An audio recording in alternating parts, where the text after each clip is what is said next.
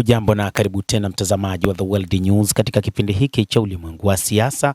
Mimi ni Adam Hussein.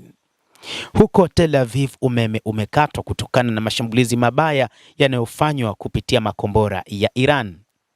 Waajemi wameendelea kufanya mashambulizi dhidi ya utawala wa Israel wanaoita utawala wa Kizayuni na utawala hasimu. Jeshi la Iran limerusha makombora mazito katika baadhi ya miundombinu ya nishati nchini Israel, jambo ambalo limepelekea kukatika kwa umeme katika taifa hilo la Kiajemi.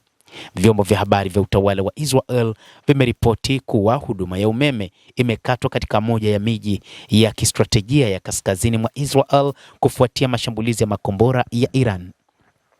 Shirika la habari la Iran IRNA limeripoti kuwa vyombo vya habari vya Israel vimetangaza kwamba katika moja kati ya miji huko kaskazini mwa Tel Aviv imekatwa kikamilifu kufuatia mashambulizi ya makombora ya Iran. Kuhusiana na suala hili na sambamba na mashambulizi hayo, sauti za ving'ora na vya tahadhari na vya mapema vimesikika katika mji wa Eilat katika ardhi zinazokaliwa kwa mabavu za Palestina. Idara ya uhusiano wa umma ya jeshi la walinzi wa mapinduzi ya Kiislamu IRGC awali ilitangaza kuwa mifumo ya ulinzi wa anga ya makombora ya masafa marefu na mafupi na drone zilifanya mashambulizi katika mji wa Eilat.